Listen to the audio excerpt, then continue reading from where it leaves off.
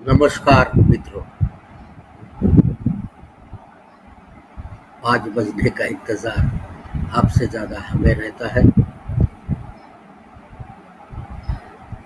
रोजमर्रा की तरह इस लॉकडाउन के दरमियान हम वैद्य लोगों को इकट्ठा लाने का जो भगीरथ प्रयत्न नवीन जी जोशी, प्रोफेसर नवीन जी जोशी, जो आयुष दर्पण के करता धरता है, उन्होंने किया, इसलिए वो साधुवाद के प्राप्त अधिकारी हैं। मैं उनको तहे दिल से धन्यवाद देना चाहता हूँ कि how an calamity can be converted to an opportunity, a catastrophe can be used as an opportunity where we people, those, not we, but many other experts who are present on this particular channel are pretty busy to spare their times, and even you people, practicing doctors, definitely are going through the scarcity of the time. तो ये समय की मर्यादा की बंधन की काल नहीं होने के कारण हम सबको एक अमर्याद समय तक बात करने का आपके साथ, सभी के साथ जो मौका उन्होंने उपलब्ध किया है, मैं फिर से नवीन जी को मन से धन्यवाद देना चाहता हूँ। आप सबका हृदयपूर्वक स्वागत नाड़ी परीक्षा विधि के इस चर्चात्मक प्रयोगात्मक कार्यक्रम के चौथे पुष्प को लेकर मैं आपके सम्मुख हूँ। वैद्य संजय छाजेड़, मुंबई निवासी। लोग बाग मुझे प्रेम से नाड़ी गुरु कहते हैं। बड़ा अच्छा लगता है कि जो परीक्षा सीखने के लिए मैंने जंग पछाड़े थे, जिसको सीखने के बाद मुझे लगा था ये तो बड़ा डिफिकल्ट सा मैटर है, नहीं हो पाएगा, और उसको आसान करने का जो प्रयास मैंने किया, उस माध्यम से आप सबके साथ जुड़ने का जो मौका मिल रहा है, बड़ा आनंद सा लग रहा है। इस वक्त जैसे मैंने तकरीबन 200 के ऊपर वर्कशॉप्स किए हैं पूरे दुनिया में। नाड़ी परीक्षा की इस आसान प्रक्रिया को लेकर मैं घूमा हूँ, पर यहाँ पर जो अमर्यादित संख्या में वैद्यों के साथ, विद्यार्थियों के साथ जुड़ने का मौका मिल रहा है, वो बड़ा ही प्रशंसनीय है। कल के इस पुष्प के बाद काफी सारे प्रश्न लोगों के जहन में आए और बहुत सारे लोगों ने कुछ ना कुछ कमेंट किए। ज्यादा कमेंट्स तो धन्यवाद कहने के लिए थे, पर कुछ चुनिंदा प्रश्न ऐसे थे कि जहां हमें ये लग रहा है कि मैं जो आपके साथ संवाद कर रहा हूँ उसका कुछ असर आप तक पहुंच रहा है और आप उस नाड़ी को देखने के लिए प्रयासरत है। मैं फिर से दोहराता हूँ, नाड़ी परीक्षा ये करने की चीज है, बताने की, सुनने की, सुनाने की कतई नहीं। ये जो करने की प्रक्रिया है वो कैसे करे, किस तरीके से सहजता से इसे ले, ये बात मैं आप तक पहुंचाने में प्रयासरत हूँ। आशा करता हूँ कि वो आप तक पहुंच रही है। अगर आप तक पहुंचेगी तो जरूर उसे आप अपने तरीके से करने की कोशिश करना। मुझे अपने वैयक्तिक स्तर पर यह हमेशा लगा है कि नाड़ी परीक्षा एक आसान पद्धति होती है, वो मुश्किल कतई नहीं। मुश्किलता अगर कहीं है तो वो वैद्यों के मन में है।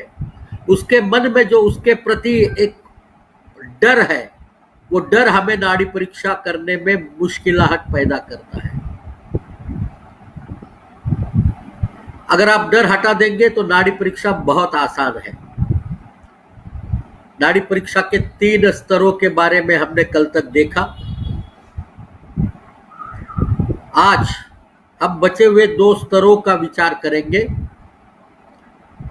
शब्दोषा स्तर और धातु स्तर। उसके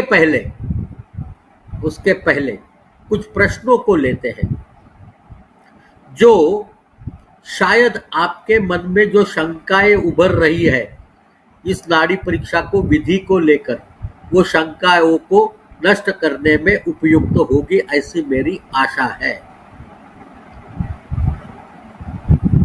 शशि जिंदाल जी का एक प्रश्न आया है, बड़ी जानी मानी वैद्या है। उन्होंने प्रश्न पूछा कि fullness in the immediate expression denotes the acute condition in a person.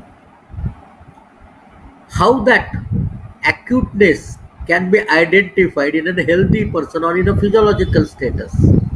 एक सामान्य व्यक्ति में कोई चीज एक्यूट कैसे हो सकती है?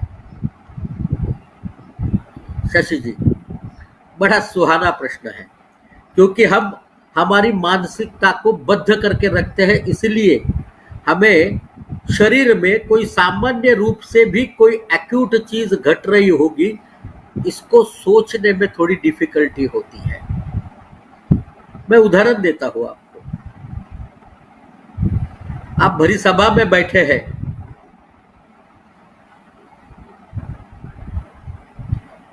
आपको वहां से उठने की संभावना नहीं है और मूत्र वेग आता है, तो उसे धारण करना पड़ेगा।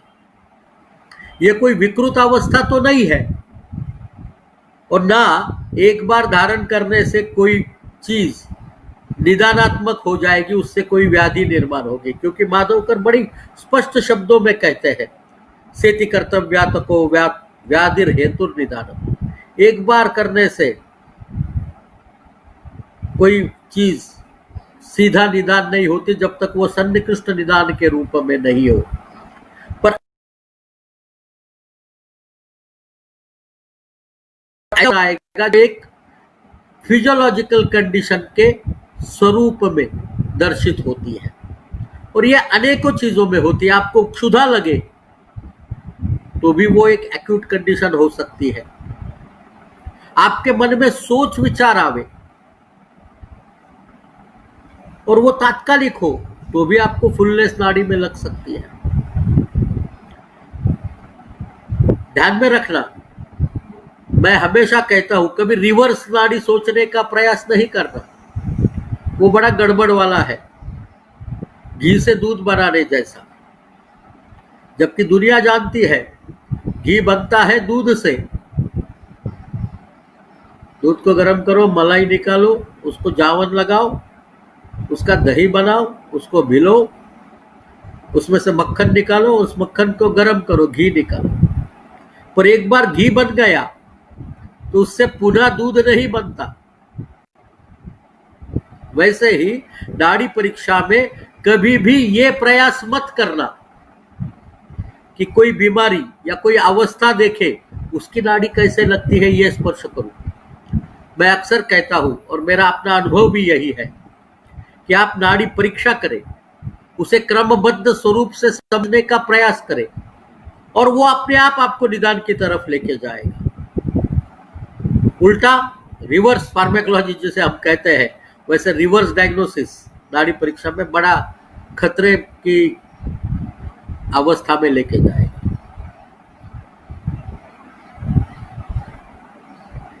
रजत सोनी जी ने आज एक फिर से प्रश्न पूछा, क्या हम गंभीर स्तर पर डीप एक्सप्रेशन में जो प्रकृति मिलती है, क्या वो जन्म बल प्रकृति तो है जो हमारे जन्म के समय दोष उत्कट होने के कारण से होती है? हाँ, बिल्कुल वही है। और ये प्रकृति बदलती नहीं है, चित्रा बंसोड़ी जी ने पूछा था कि समय के अनुसार क्या प्रकृति में बदलाव होता है? गंभीर नाड़ी में सहसा बदलाव नहीं होता जब तक कोई बीमारी दीर्घकाल तक आपके शरीर के दोषों और धातुओं को बहुतायात में बिगाड़ न दे। तब तक प्रकृतिस्थ दोषों की स्थिति में आपको गंभीर नाड़ी में बदलाव नहीं मिलता है। दिनेश जी पूछते हैं कि क्या हम प्रकृति के बारे में फिर से बताएंगे? मैं बिल्कुल अपने प्रश्नोत्तर होने के बाद पुनः एक बार तीनों स्तरों को दोहराऊंगा। प्रकृति को विशेषता,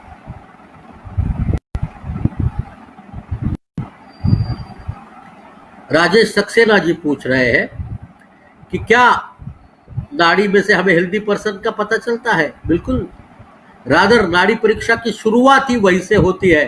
नाड़ी आपकी प्रिकिंग है या सॉफ्ट है। अगर आपको सॉफ्ट नाड़ी मिलती है तो वह निश्चित रूप से, सॉफ्ट नाड़ी आपको निश्चित रूप से हेल्दी या फिजियोलॉजिकल स्टेटस का पता बताती है। जयदीप सपरा जी पूछ रहे हैं कि पिछले वीडियो कहाँ से मिलेंगे? आयुष दर्पण जर्नल के फेसबुक पेज पर जाइए, तकरीबन सभी लोगों के वीडियो वहां पर उपलब्ध है। नवीन जी, जैसे जैसे ये वीडियो को एडिट करते हैं वैसे वैसे यूट्यूब पर अपलोड भी कर रहे हैं। आयुष दर्पण चैनल पर चले जाएंगे, आपको सभी वीडियो देखने को मिल जाएंगे। रीना शर्मा जी पूछती है कि नाड़ी पर काल का प्रभाव होता है क्या? ऐसे करेंगे तो सवेरे नाड़ी देखेंगे तो उसमें कफ का प्रभाव अधिकता में मिलेगा। सामान्य रूप से काल का प्रभाव निश्चित रूप से नाड़ी के दोषों की स्थितियों पर होता है, पर नाड़ी की स्तरों को अगर आप देखेंगे तो उसमें सीधा काल का प्रभाव होने वाला एक मात्र जगह है जिसका नाम है सुपरफिशियल एक्सप्रेशन या उत्तान स्तर। वहां पर आपको काल का प्रभाव देखने मिलेगा।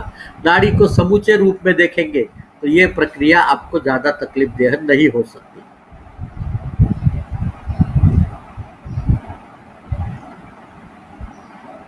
योगेश भोई जी ने पूछा है कि जन्म के बाद 12 दिन तक प्रकृति का निर्धारण नहीं होता है तो क्या नाड़ी के द्वारा हो सकता है?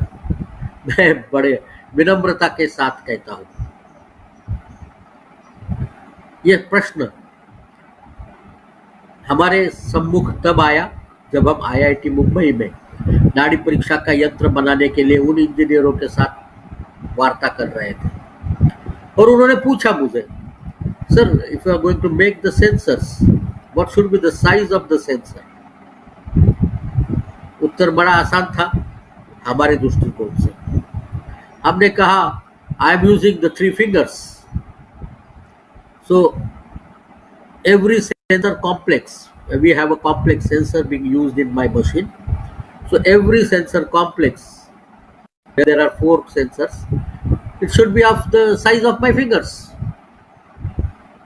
and there should be 3 sets of sensors. कहने को तो बड़ी आसान बात लगी, जब दूसरा बॉल उन्होंने फेंका हमारी तरफ तब पता चला कि इसमें कितनी गहराई छुपी हुई है। उन्होंने कहा, sir, then what you are thinking is an ideal age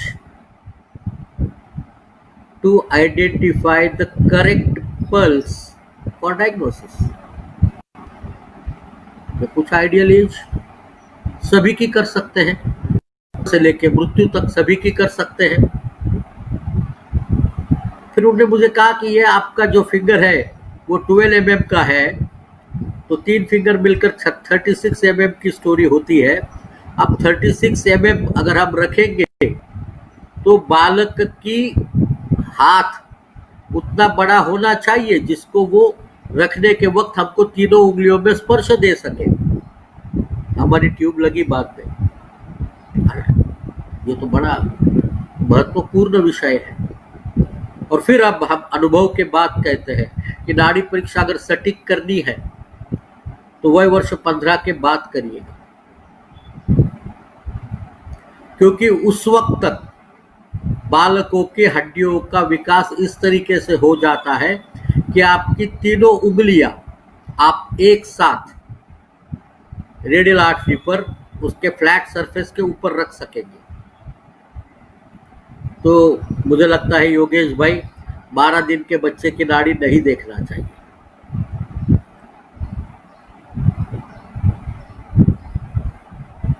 एक आनंद प्रकाश जी है, वो शायद हमारी सफेद दाढ़ी को देखकर हमें कहते हैं तो आप तो पुराने चावल लगते हैं। बड़ा अच्छा लगा, कम से कम इसी बहाने कोई हमें सीनियर तो कह रहा है। 2 लोगों ने सवाल पूछे, मनोज जी अग्रवाल जी ने और हरजिंदर सिंह जी ने, आवरण को कैसे जाना जाए नाड़ी में। अरे यहाँ तो हमें पहले तो सीधे दोषों का पता तो चलने दीजिए, वही डिफिकल्ट है। डिफिकल्ट इसलिए है क्योंकि हम वहां पर आवृत्त हैं। नैदानिक प्रक्रिया में या व्याधियों में जहां भी विषय आता है, आवरण एक बहुत सूक्ष्मता से समझने की स्थिति है। संप्राप्ति में कुछ एक जगह कर छोड़कर आवरण को संप्राप्ति में सीधे तरीके से शास्त्रकारों ने भी नहीं उल्लेखित किया है। न आवरणों को किया है, न दोषों के प्रकारों को किया है। तो ये चीजें, आवरण को नाड़ी में ढूंढना आपको बड़ा अभ्यास लगेगा। वसंत लाड जी जैसे बड़े गुरु के पास,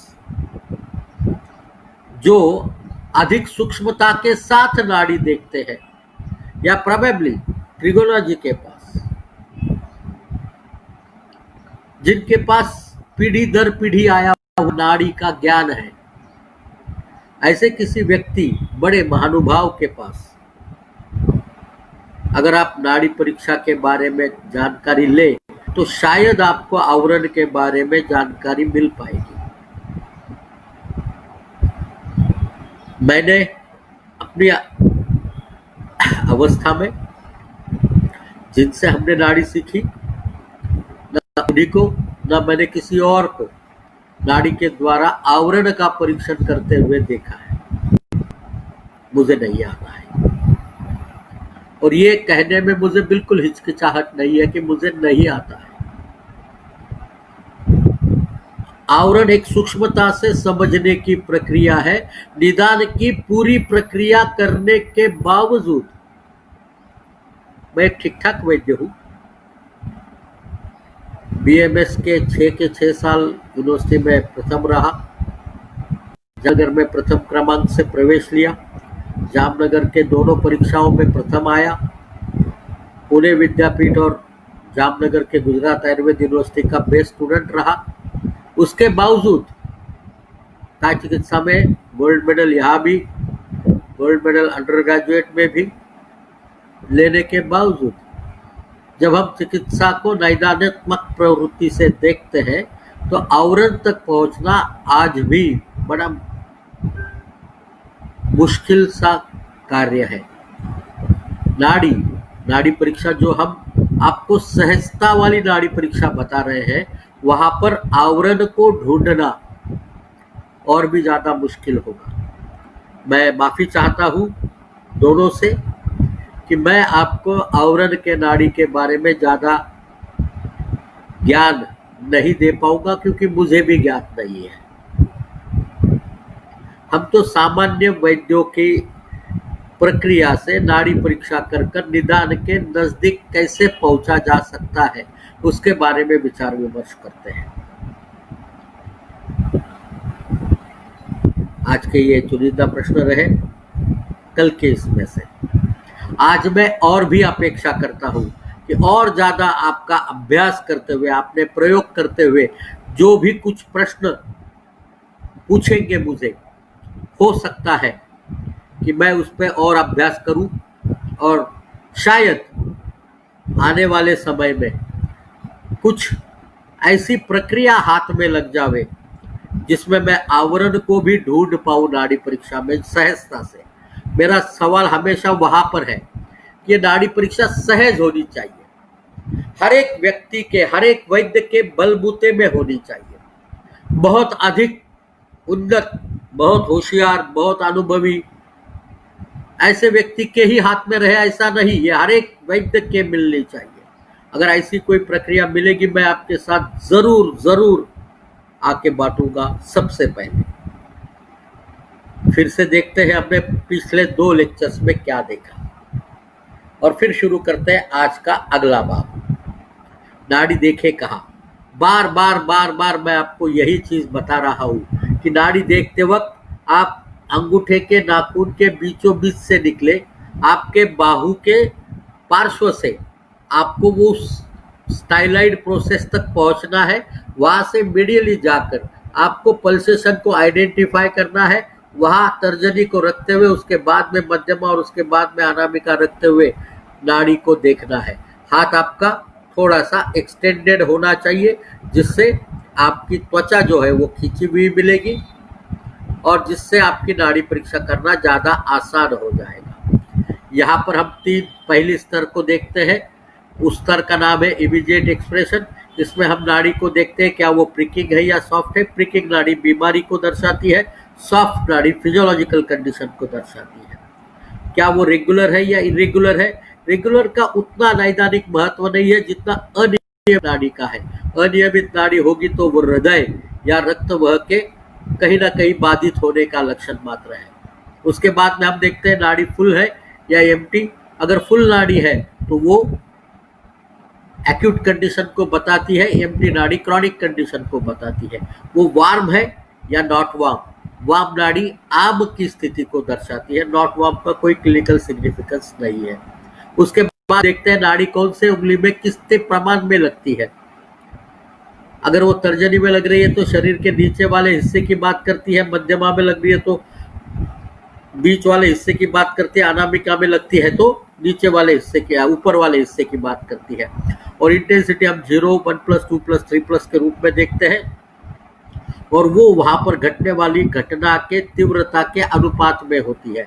इसके बाद हम नाड़ी पर मिनिमम दबाव के साथ नाड़ी देखते हैं, उसको हम सुपरफिशियल एक्सप्रेशन कहते हैं। जहां नाड़ी हमने पहले देखी वहां से ऊपर उठते हुए धीरे से मिनिमम प्रेशर के साथ जब आप नाड़ी को देख पाते हैं वहां पर हमें दोषों की स्थिति के बारे में मालूम पड़ता है। यहाँ पर इंडेक्स फिंगर हमें वात के स्थान बताती है, मिडल फिंगर पित्त के स्थान बताती है और रिंग फिंगर कफ के स्थान बताती है। यहाँ पर हमें इंटेंसिटी भी देखनी होती है जो वहां पर घटने वाली क्रियाओं के अनुपात में होती है।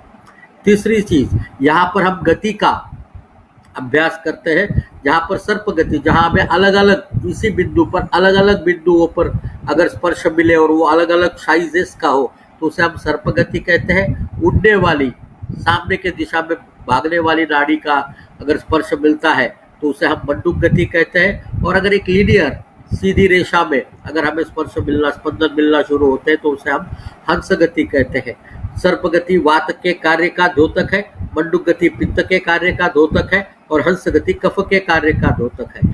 किसी भी उंगली के नीचे तीनों प्रकार की गतियां मिल सकती है, ये ध्यान में रखना जरूरी है। उसके बाद हम जाते हैं ज्यादा से ज्यादा प्रेशर देखकर नाड़ी को रोक कर फिर धीरे से उसे छोड़कर हम स्पर्श देखना शुरू करते हैं। यहाँ पर शुरुआत में क्योंकि फ्लो हृदय की तरफ से आ रहा है तो हमें अनामिका पे स्पर्श मिलता है। मैंने प्रश्न जेडी भट्ट जी का बिल्कुल बाकी रखा था। उनका कहना था कि वो जब डीप में नाड़ी देखते हैं तो उनको अनामिका के बजाय तर्जनी में स्पर्श पहली बार मिला। आशा और संभावना यही है जेडी जी कि आपने थोड़ा अधिक ऊपर उठा लिया हो, वरना जब आप बंद करते हैं किसी भी चीज को तो उस पाइप में से बहने वाला द्रव आपके सबसे जो पहला भाग है उसी को स्पर्श करेगा और फिर आगे जाएगा। अच्छे स्पंदन रोकना है और रोकने के बाद आपको महसूस करना है वो स्थिर होने के बाद कि कौन से उंगली के नीचे लग रहा है। ये प्रकृति का ज्ञान देता है। यहाँ पर इंडेक्स फिंगर तर्जनी जो है आपको वात की ज्ञान देती है, मध्यमा जो है वो पित्त का ज्ञान देती है और अनामिका जो है वो कफ का ज्ञान देती है। ध्यान में रखना, इसी प्रकार से आपका प्रकृति निर्धारण हो सकता है। अब हम चौथे स्तर पे चलेंगे। अब नाड़ी परीक्षा में आपको मजा भी आएगा और आनंद भी आएगा क्योंकि हम अवयवों की नाड़ी देखने का प्रयास करेंगे। कैसे देखेंगे इसे?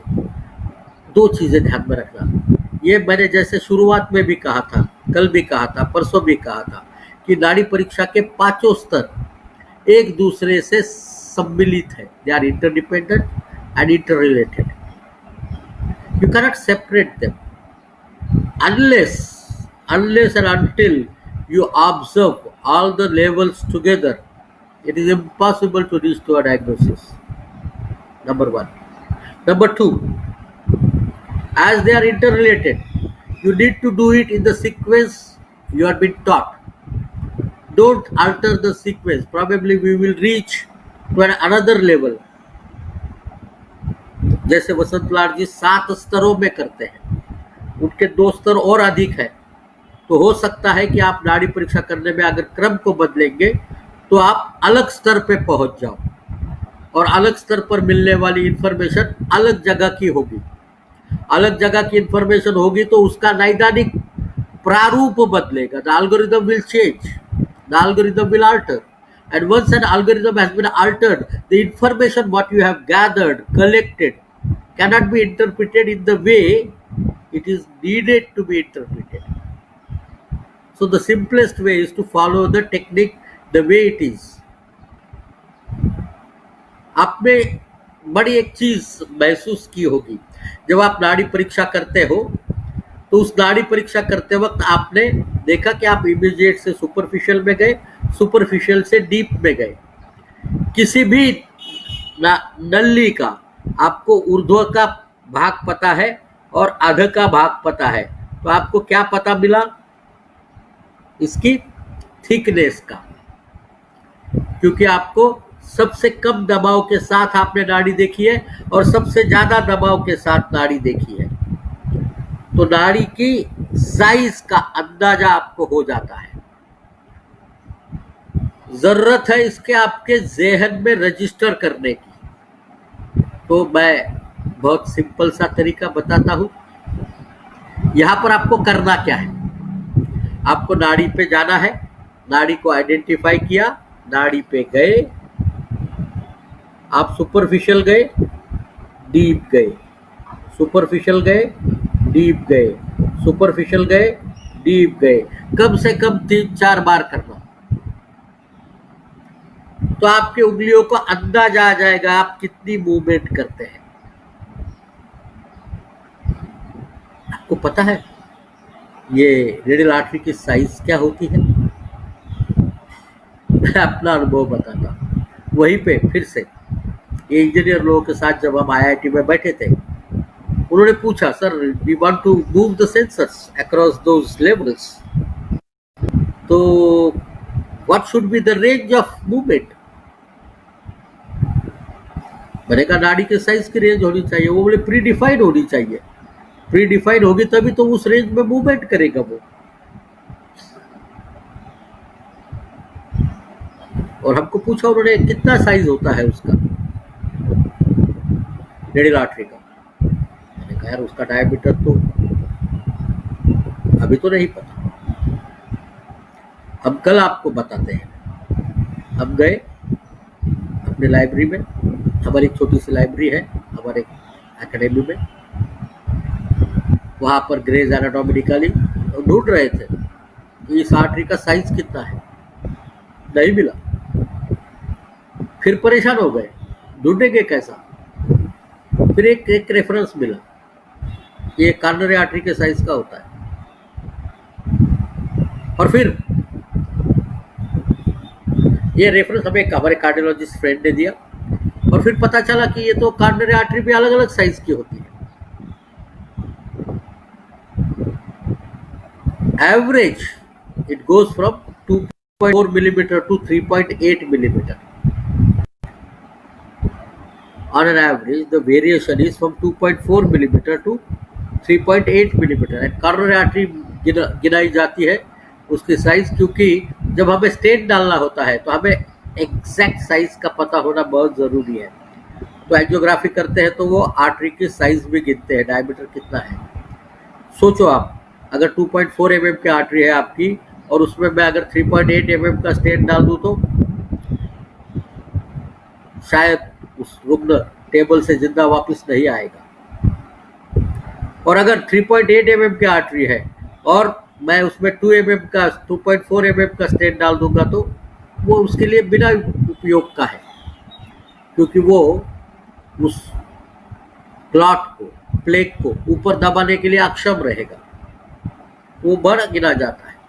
अब हमने ये देखा कि वो मीडियन कितना है, मैक्सिमम लोग क्या साइज की आर्टरी लेकर आते हैं और मैक्सिमम लोग 3 mm के आसपास की आर्टरी होती है उनकी। तो आप आसान रहा 3 mm है मैक्सिमम लोगों का, तो हम मैक्सिमम लोगों का विचार करेंगे। तो 3 mm का है तो आपको ये, जब आप superficial deep, superficial deep, superficial deep करते हैं तो आपके हाथ को वो 3 mm का पूरा अंदाजा आ जाता है। ट्राई करिएगा तो आपको पता चलेगा कि बिल्कुल आता है। अब आपको करना क्या है, चौथे स्तर पे जाने के लिए आपको तीनों उंगलियां लेके जानी है सुपरफिशियल पर। तीनों उंगलियां लेके जानी है सुपरफिशियल पर, जहां पर आपने कम से कम दबाव के साथ रखा है, और आपको एक उंगली 1/3 अंदर डालनी है। जैसे मेरी तीनों उंगलियां एक साइज की है, मैंने इंडेक्स फिंगर 1/3 अंदर डाला, दिख रहा है आपको, बाकी 2 उंगलियों से थोड़ा नीचे गया हुआ। ये 1/3 जब अंदर डालेंगे तब आपको इस उंगली ऊपर स्पंदन मिलेगा। वो स्पंद कहाँ मिलता है, इसको देखना बहुत जरूरी है। ये स्पंद हमें कहाँ मिलता है, इसे देखना बहुत जरूरी है, क्योंकि ये स्पंद ही तय करता है कि नाड़ी में क्या हो रहा है। तो अगर हम इसको समझने का प्रयास करें, हम इसे समझने का प्रयास करें, देखा आपने उंगली 1/3 अंदर डालकर स्पंद मिलता है क्या? अगर ये नाड़ी के आपके टिप का छोर है, इसको आपको देखना पड़ेगा। अगर ये इंडेक्स फिंगर है, ये अगर इंडेक्स फिंगर है, ये बाजू जो है वो अंगूठे की तरफ की है और ये मिडल फिंगर के तरफ की है, मध्यमा के तरफ की। एक है अंगूठे की तरफ, एक अंगूठे की तरफ की और एक है मध्यमा की तरफ की। आप इसको 4 हिस्से में बांटेंगे।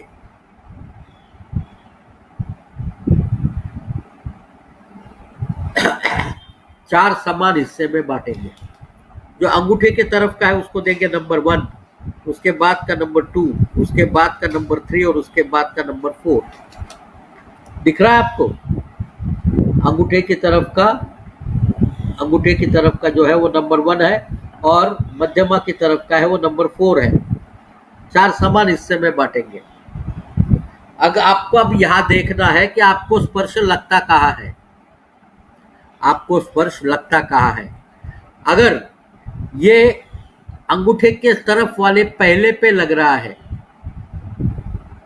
तो ये है प्राणवायु, उसके बाद वाले पे लग रहा है तो उसका नंबर 2 है, उसका नंबर है उदान वायु। 3 नंबर पर बीच वाले पोर्शन से इस तरफ लग रहा है तो वो है समान वायु, और आखिरी छोर पर लग रहा है तो उसका नाम है अपान वायु। इसे हम नंबर दे सकते हैं 1 2 3 4। And if it is expanding across, अगर वो अनेकों में मिलता है एक साथ या सेंट्रल कर्वेचर पर फैला हुआ सा मिलता है तो उसे नंबर देते हैं 5। 1 2 3 4 और नंबर 5। यही क्रम में आपको ध्यान में रखना है। Number 1, number 2, number 3, number 4। अगर फैला हुआ मिलता है, एक्सपांडेड मिलता है, फैला हुआ सा है, तो उसे हम कहते हैं कि नंबर 5। आपको इंडेक्स फिंगर ऊपर उठाना है, मिडिल फिंगर अंदर डालना है उतनी ही जगह पर। जैसे आपने ये रखा, अब देखो हमारा मिडिल फिंगर नीचे की तरफ गया है, मिडिल फिंगर गया। आपने वहां पर भी 1 2 3 4 देखना है, जहां पर 1 शुरू होगा इंडेक्स के बगल से, यहां से 1 2 3 एंड 4। और अगर फैला हुआ सा है तो वो नंबर 5। सेम चीज रिपीट करनी है आपको रिंग फिंगर के साथ। ऊपर सुपरफिशियल से आपको रिंग फिंगर डालना है 1/3 अंदर। जब ये 1/3 अंदर जाएगा तो आपको मिलेगा 1, 2, 3 एंड 4, और अगर फैला हुआ है तो नंबर 5। इन पांचों के साथ जो सबसे ज्यादा जुड़े हैं वो है दोषों के प्रकार। वात के प्रकार में प्राण नंबर 1, उदान नंबर 2, समान नंबर 3, अपान नंबर 4 और व्यान नंबर 5 जो हृदय में स्थित है और पूरे शरीर में कार्यरत है। प्राण जो मस्तिष्क में स्थित है और इंद्रियों का संचालन करने का काम करता है। उदान उरस्थानम उदानस्य नासानाभिन गलाशरे।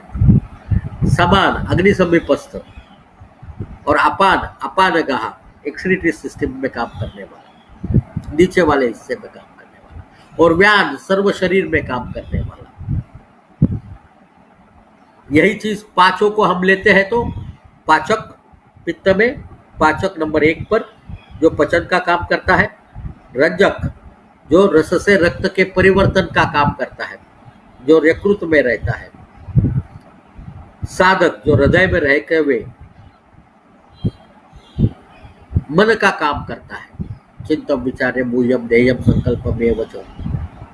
फिर है आलोचक जो दृष्टियों में रहकर आपको देखने की प्रक्रिया का काम करता है, और पांचवा जो सर्व शरीर में व्याप्त है वो है भ्राजक जो त्वचा के साथ रहते हुए शरीर की कांति वर्ण इन सब का निर्धारण करता है।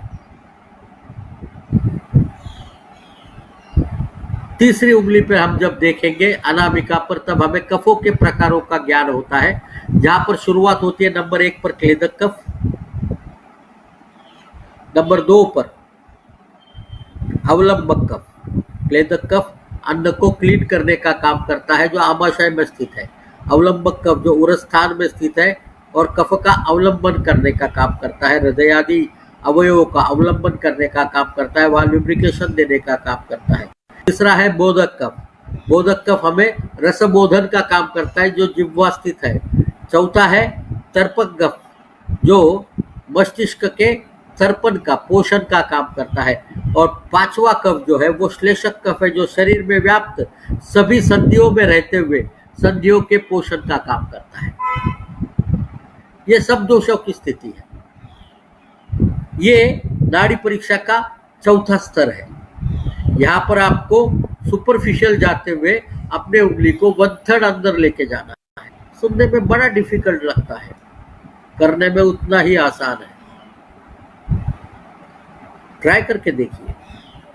आपको जितना सुनने में मुश्किल लग रहा है ना, एक तो इतनी सी उंगली, उसके 4 हिस्से करें। एक तो वो नाड़ी पहले लगती नहीं है, उस नाड़ी को अंदर जाकर दबाकर 1/3 अंदर जावे। पहले नाड़ी का अंदाजा तो आवे तब जाके 1/3 जाए के अंदर।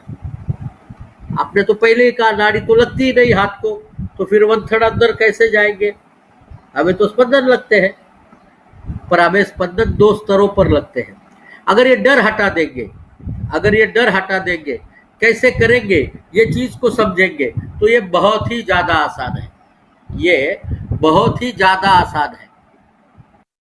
ध्यान में रखिएगा, नाड़ी की साइज कितना? 3 mm। आपके उंगली के साइज कितना? 12 mm। 12 mm के 4 हिस्से करें तो एक हिस्सा कितने साइज का होगा? अरे 3 mm का ही है, तो वो तो डिफिकल्ट नहीं होगा। उतनी तो नाड़ी एक हिस्से में हमें मिल सकती है। अगर हम बिना डरे बिना झिझके उस नाड़ी को 1/3 लेवल तक लेके जाते हैं आपके उंगली को, और वहां के स्पर्श को अनुभूत करने का प्रयास करते हैं, तभी पता चलेगा आपको ये 1/3 पर जाने पर हमें यहाँ के 4 टुकड़े में मिलता है। कुछ एक बार हमको नाड़ी फैली हुई सी मिलती है, एक से ज्यादा हिस्से में मिलती है, एक्सपांडेड नाड़ी। तब वो 5वें हिस्से की बात करते हैं, तब तक आपको 1, 2, 3 और 4 इस तरीके से अलग अलग निश्चित रूप से देखा जाता है। मैं आशा करता हूं कि आप सब लोग इसको प्रयासरत रहते होंगे और आपने ये कोशिश जरूर की होगी कि इसको नाड़ी को देखे कैसा। अब नाड़ी के 5वें स्तर पर चलते हैं, जो सबसे ज्यादा आसान है, क्योंकि इसमें हमें मात्र एक चीज के बारे में देखना है। हमको देखना ही नहीं ज्यादा चीजों के बारे में, हमें यहाँ पर एक ही बिंदु को सोचना है कि कौन सा धातु है जो कार्यरत है। फिर से आपको वही प्रयोग दोहराना है, आपको फिर से वही प्रयोग दोहराना है। कौन सा? Superficial deep, superficial deep, superficial deep 3-4 बार करिएगा। आपके जहन में नाड़ी की साइज को फिट बैठना बहुत जरूरी है। जब तक वो फिट बैठे नहीं तब तक आप शब्दोशा और धातुओं को नहीं देख सकते। और ये बिल्कुल मुश्किल नहीं है, ये बिल्कुल मुश्किल नहीं है। आपको सिर्फ बिना डरे इस प्रयोग को करना मात्र है। आपने नाड़ी को छूना है, वहां पर सुपरफिशियल पे जाना है, सुपरफिशियल से डीप, सुपरफिशियल से डीप, डीप से सुपरफिशियल, डीप से superficial, superficial deep, deep superficial, superficial deep, superficial deep, deep superficial करना है 4-5 बार, 3 बार, जब तक आपके दिमाग में वो आकार फिट न बैठे। और उसके बाद आपको तीनों उंगलियां एक साथ 2/3 अंदर डालनी है। देखो मैं फिर से दोहरा रहा हूं, आपने नाड़ी देखी, आपने आइडेंटिफाई किया, आप सुपरफिशियल गए, डीप गए, सुपरफिशियल गए, डीप गए, सुपरफिशियल गए, डीप गए, सुपरफिशियल गए, डीप गए, सुपरफिशियल गए, डीप गए, सुपरफिशियल गए, और फिर आपको तीनों उंगलियां एक साथ 2/3 लेवल में अंदर डालनी है। अब ये 2/3 लेवल, पहले तो 1/3 लेवल पर एक उंगली लेके जानी थी, तो पता चल रहा था कि एक उंगली 1/3 जा रही है, या तो 2/3 पे जाना है। 2/3 लेवल कहाँ आएगी? बड़ा आसान है, ये शब्दोशा से नीचे है और डीप से ऊपर है। अब डीप का तो आपको पता है कि आप दबाएंगे तो नाड़ी का बहाव बंद हो जाएगा। आपको इतना तेजी से अंदर नहीं जाना है, ना इतना डीप जाना है कि जहां बहाव दब जाए, नाड़ी का स्पंदन रुक जाए, वहां तक नहीं जाना है। और आपको ये जो 1/3 जाते हैं उससे अंदर और जाना है, तकरीबन दुगुने अंतर तक, जहां पर नाड़ी का प्रवाह बंद नहीं हो। ये 2/3 लेवल पर जाने के बाद आपको देखना है कि नाड़ी के स्पंदन आपको कौन से उंगली पे लगते हैं। बहुत महत्वपूर्ण है ये, कौन से उंगली पे ये स्पंदन आपको नजर आते हैं, वो ज्यादा महत्वपूर्ण है। वो इसलिए भी महत्वपूर्ण है क्योंकि यही आपके नैदानिक प्रक्रिया का पूरा भार उठाते हैं। कैसे करेंगे इसे? आपको 2-3 चीजें इसमें देखना बहुत जरूरी है कि नाड़ी के अंदर आपको यहाँ पर इंटेंसिटी नहीं देखना है, सिर्फ स्पर्श को आइडेंटिफाई करना है। आपको यहाँ पर इंटेंसिटी बिल्कुल नहीं देखनी है, सिर्फ आपको स्पर्श को आइडेंटिफाई करना है। और स्पर्श को आइडेंटिफाई करते वक्त आपको ये महसूस करना है कि आपको कौन से उंगली के नीचे स्पंदन मिलते हैं। अगर आपको स्पंदन तर्जनी के नीचे मिलने लगे, अगर आपको स्पंदन तर्जनी के नीचे मिले तो वो अस्थि धातु को दिखाती है। अगर तर्जनी के नीचे मिले तो अस्थि धातु को दिखाती है। मध्यमा के नीचे मिले तो रस धातु, रक्त धातु को दिखाती है। अनामिका के नीचे मिले तो वो रस धातु को दिखाती है। मध्यमा और तर्जनी पे बीच में लगती है तो वो मांस धातु को दिखाती है। मध्यमा और अनामिका के बीच में लगती है तो वो वेद धातु को दिखाती है। तीनों उंगलियों पे लगती है तो वो मज्जा धातु को दिखाती है। और तर्जनी और अनामिका पे लगती है तो वो शुक्र धातु को दिखाती है। बड़ा टेढ़ा मेढ़ा हो गया नहीं? अभी तो रस, रक्त, मांस, वेद, अस्थि, मज्जा, शुक्र देखने की आदत है। ये तो अस्थि से शुरू हुआ, रक्त के बीच में गया, रस बाद में आया, उसके बाद मांस, वेद और उसके बाद मज्जा। फिर से दोहराओ, अब अपने रसरक्तादि क्रम से चलते हैं। अगर अनामिका पे लगता है तो वो है रस धातु, मध्यमा पे लगता है तो वो है रक्त धातु, अनामिका के लगता है तो वो है रस धातु, मध्यमा पे लगता है तो वो है रक्त धातु, अगर मध्यमा और तर्जनी पे लगता है तो मांस धातु, मध्यमा और अनामिका पे लगता है तो मेद धातु, सिर्फ तर्जनी पे लगता है तो अस्थि धातु, तीनों पे लगता है तो मज्जा धातु, और तर्जनी और अनामिका पे लगता है तो शुक्र धातु। एक चित्र के रूप में आपको दिखाने का प्रयास करता हूं, अगर आपके जहन में आ सके तो उसे प्लीज दिमाग में रख लेना। रस, रक्त, मांस, मेद, अस्थि, मज्जा और शुक्र। नाड़ी परीक्षा के पांचों स्तर हो गए। तो नाड़ी परीक्षा हुई कहाँ? ये तो अलग अलग स्तर है, ये तो आसान है। डिफिकल्ट बाद इसके बाद शुरू होता है। डिफिकल्ट तो नहीं है, पर हमें डिफिकल्ट लगने वाला पोर्शन जो है वो इसके बाद नजर आता है। यहाँ पर तो नाड़ी को देखना है और जो मिलता है उसको आपको नोंद करनी है। नाड़ी परीक्षा की अपनी कुछ मर्यादाएं हैं, उनको ध्यान में रखना है। उन मर्यादाओं के साथ जो आपको नाड़ी में मिला है उसको आपको परिवर्तित करना है नैदानिक प्रक्रिया में।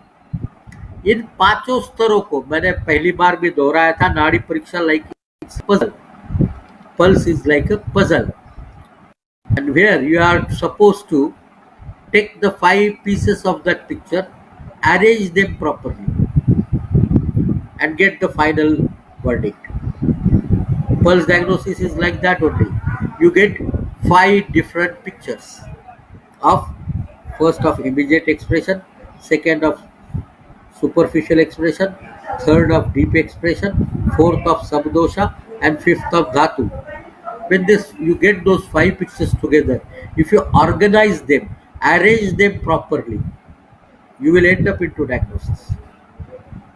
मैं दोहरा रहा हूँ, superficial expression, subdosha expression and dhatu expression.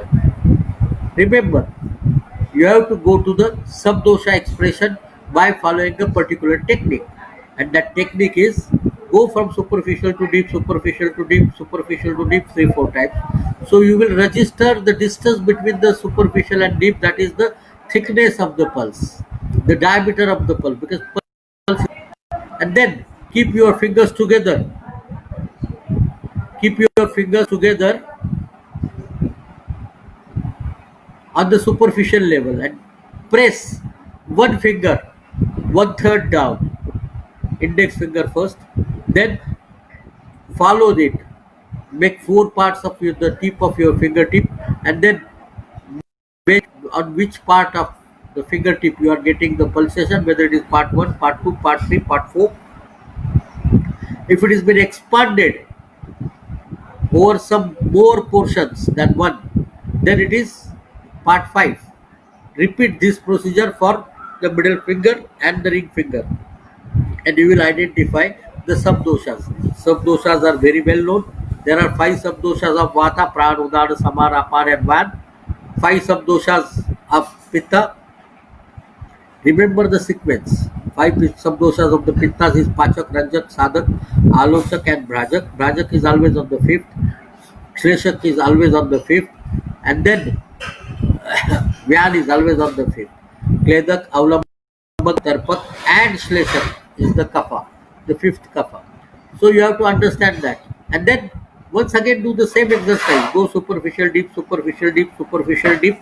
And then from superficial, take all 3 fingers together to the 2/3 level of the pulse and identify under which finger you are feeling the pulsation. If it is ring finger, it is Rasa Dhatu. If it is middle finger alone, it is Rakta Dhatu.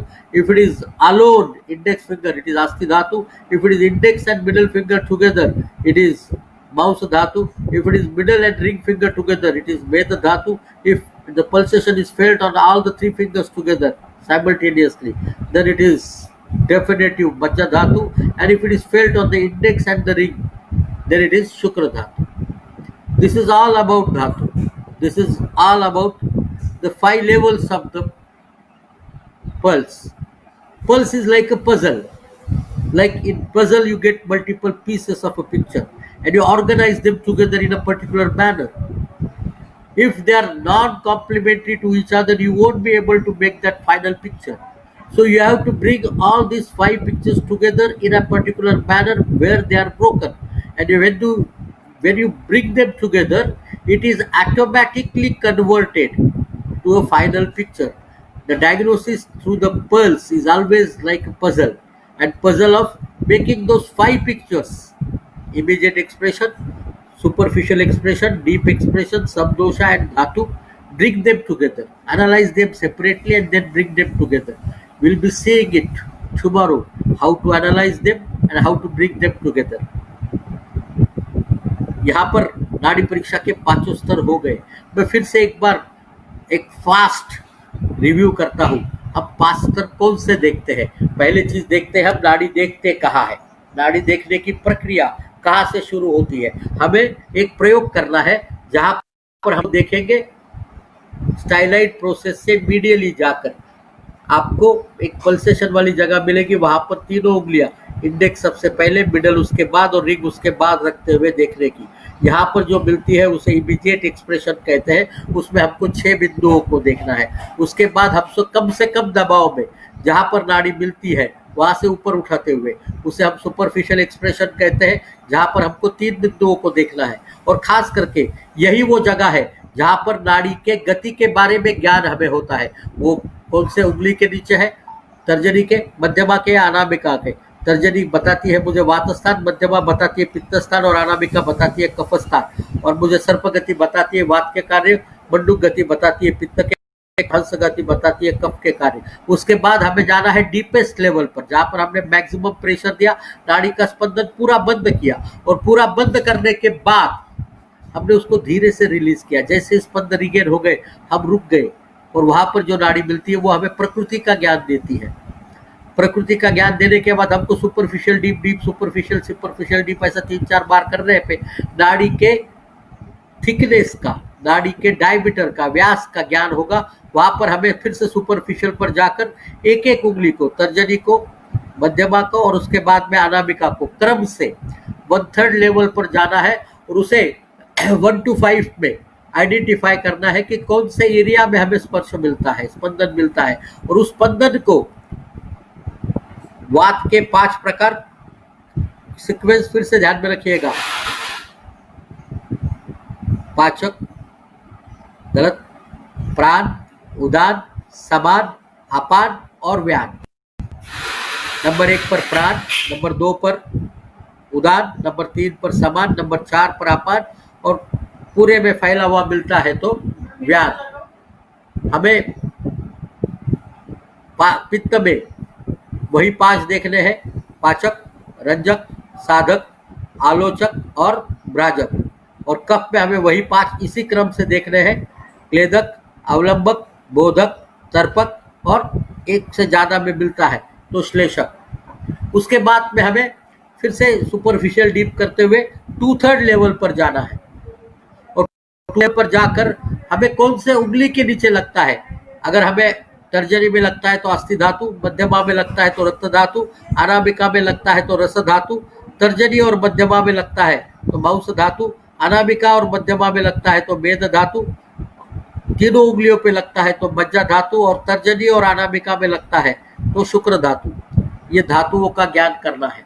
इनको हमको अलग अलग identify करना है। ये 5 स्तर को लिखते हुए अलग अलग तरीके से आइडेंटिफाई करेंगे तो हमें बहुत आसानी होगी, हमें बहुत आसानी होगी। इसलिए आसानी होगी कि वहां पर आप नैदानिक प्रक्रिया को पूरा कर सकते। मैं एक फॉर्म आपके साथ शेयर करता हूं, कृपा करके उसे देखें। आप बाद में उसको बना लेवे। आपके यहाँ पर आप देखेंगे 5 स्तर के बारे में जानकारी है। 5 स्तर का अलग अलग निदान एनालिसिस करने की जगह है और एनालिसिस करने के बाद में अंत में फाइनल डायग्नोसिस है। आपको हर एक स्तर का अलग अलग निदान करना है। पहले में हमें ग्रॉस इंफॉर्मेशन मिलती है, दूसरे में हमें दोषों के बारे में जानकारी मिलती है, तीसरे स्तर में डीप में हमें प्रकृति के बारे में जानकारी मिलती है, चौथे स्तर में जहां हम सब दोषा कहते हैं वहां पे हमें अवयवों के बारे में जानकारी मिलती है, और पांचवें स्तर में जहां धातुओं के है वहां पर टिश्यू के बारे में जानकारी मिलती है। ये जानकारी सबको इकट्ठा अगर हम कर ले तो नैदानिक प्रक्रिया पूरी होती है, और यही नाड़ी परीक्षा है। अब इस परीक्षा में इसलिए भी चीजों को हम निदान में कैसा परिवर्तित करेंगे, इसकी क्या क्या लिमिटेशंस है, क्या क्या मर्यादाएं है, क्या क्या बेनिफिट्स है, ये हम आपको कल बताएंगे। नाड़ी परीक्षा करने के लिए कितना समय चाहिए, ये सवाल अक्सर बहुत बार लोग मुझे पूछते हैं, क्योंकि बहुत सारे लोग 5 से 15 मिनट तक नाड़ी देखते हैं, धीरे धीरे नाड़ी देखते हैं, हर एक स्तर को धीरे धीरे देख उसके बाद में लिखने का प्रयास करते हैं। मैं जो प्रयास करता हूँ, हम जो अक्सर बताते, नाड़ी परीक्षा आपको 90 सेकेंड में कर दे। 90 सेकेंड में देखिए, 60 सेकेंड में आपके पास 72 पल्सेशंस होते हैं, और 90 सेकेंड में आप तकरीबन 100 प्लस पल्सेशन देख पाते हो। और हमारे मानने हिसाब से अगर आप शांति से नाड़ी देखते हो तो 100 आपके नाड़ी के ज्ञान को पूरा करने के लिए सक्षम है। तो 90 सेकेंड का हम एक गणित बिठाते हैं जहां पर आप 100 स्पंद देखें, 100 से थोड़ा अधिक पर 100 कम से कम, इतना अगर देखेंगे तो नाड़ी परीक्षा करना 108 का गणित बैठता है। अगर हम 72 का एवरेज पकड़ते हैं, पर 72 मात्रा एवरेज है, एक बड़ा भारत में सबसे अधिक, सबसे प्रामाणिक और सबसे पूजनीय नंबर गिना जाता है, इसलिए 108 स्पंदन देखने चाहिए, तब आप नाड़ी परीक्षा करने में बहुत ही सक्षमता पूर्वक सफल होंगे। कृपया जो हमने बताया उसको ध्यान रखिएगा। उल्टी नाड़ी कभी मत देखिएगा। उल्टी नाड़ी का मतलब है ये डायबिटीज का रुग्ण है, इसकी नाड़ी देखूंगा, मैं 1000 डायबिटीज के रुग्ण की नाड़ी देखूंगा तो मुझे डायबिटीज का पता चलेगा। बड़ा डिफिकल्ट है, कारण बताता हूं मैं, देश काल प्रकृति सबका अलग अलग परिणाम नाड़ी में होगा, पर नाड़ी में मिलने वाले लक्षणों से आप डायबिटीज के निदान तक जा पाओगे। कैसे और क्या करना है कल देखेंगे आखिरी सत्र में। तब तक के लिए विदा करता हूं। आप सबका पुनः एक बार हृदय से आभार, विशेषतः नवीन जी का मनपूर्वक आभार। आप सबको स्वास्थ्य की कामना करते हुए इस कोरोना महामारी के बचने सूत्रों को ध्यान में रखते हुए घर में रहिए, स्वस्थ रहिए, घर में रहिए, स्वस्थ रहिए। इसका ही अनुपालन करते हुए आपकी ज्ञान की उत्कंठा को बढ़ाने वाले इन सभी प्रोग्रामों को जितना हो सके उतना देखिए, हो सके तो एक बार रिपीट देखिए, और रिपीट देखने के बाद प्रयास करिए ये चीजें आपके ज़हन तक पहुंचे, आप उसे प्रैक्टिस में कर सके, और इस्तेमाल करने के बाद आप निदान को पूरे तरीके से, कारगर तरीके से कर सके। निदान के द्वारा एक आसान प्रक्रिया है, मैं फिर आ रहा हूं, एक आसान प्रक्रिया है। इसे मुश्किल मत बनाइए। यह आपका मात्र डर हो सकता है जो आपको नाड़ी परीक्षा से दूर रख रहा है, या आपको नाड़ी परीक्षा मुश्किल होने का करा रहा है। यहाँ पर ऐसा नहीं है कि जो मुश्किल है। आप कृपा करके इसको प्रैक्टिस करिए, नाड़ी खुद की देखिए। नाड़ी परीक्षा सीखने का एक ही तरीका है, अपनी खुद की नाड़ी दिन में कम से कम 50 बार देखिए, उसमें होने वाले परिवर्तनों को ध्यान रखिए, हर एक स्तर को देखना शुरू करिए।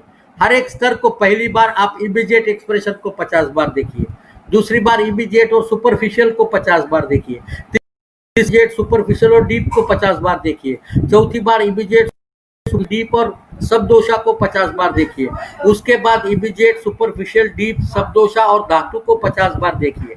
एक बार नाड़ी पर आपको कॉन्फिडेंस आ गया, अपनी नाड़ी देखना आप सक्षमता पूर्वक कर सके, तो आप आपके किसी परिवारजन की, आपके मित्र की, आपके रुग्ण की देखना शुरू करें। उसको अगर दिन में जितने संभव हो सके उतनी बार देखें, जितनी बार ज्यादा से ज्यादा संभव हो उतनी बार देखें, और उतनी बार देखने के बाद आपके मन में ये सब आशंका निर्मूल हो जाएगी। और आप आसानी से नाड़ी परीक्षा कर सकोगे।